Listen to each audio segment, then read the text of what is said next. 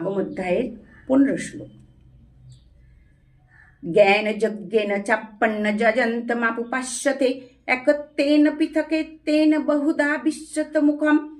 বলছেন, অন্য কেউ আমাকে জ্ঞানরূপ যজ্ঞ দ্বারা পূজা করিয়া কেহ নিজেকে তাহার সহিত অভেদ ভাবনা দ্বারা, কেউ আবার আমি দাস ঈশ্বর প্রভু এইরূপ পৃথকভাবে, কেউ সর্বাত্মক তাহার নানা রূপে ব্রহ্ম রুদ্রাদি রূপে উপাসনা করেন। অহং কৃত্তরহং যজ্ঞ সদাহমহমৌষধম মন্ত্রহম মহ বেবাজ্যমহং গ্লিনিরহং হুতম। আমি ক্রুত, আমি যজ্ঞ, আমি সদা, আমি মহৌষধ, আমি অহমাদি সাধনকৃত, আমি অগ্নি, আমি হোম। পিতাহমস্য জগত মাতাধাতা পিতামহ বেদং পবিত্রমঙ্কারিকোষাম যজুরেব চ।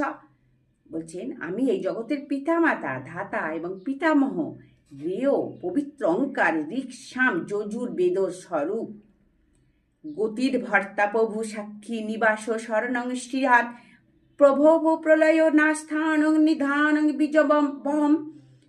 আমি গতি পোষণ কর্তা, নিয়ন্তা, শুভাশুভ দৃষ্টা, ভোগস্থান রক্ষক, শিয়দ স্রষ্টা, সহবর্তা, আধার, লয়স্থান, বীজ কারণ, অবিনাশী। তামপ বলছেন অবিনাশী। তপমহমহং বর্ষং নিগ্রহ মুৎসৃজামি চ অমৃত্যঞ্চৈব মৃত্যশ্চ সদা সচ্চাহম অর্জুন।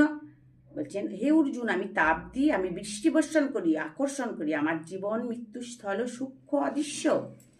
হরে কৃষ্ণ।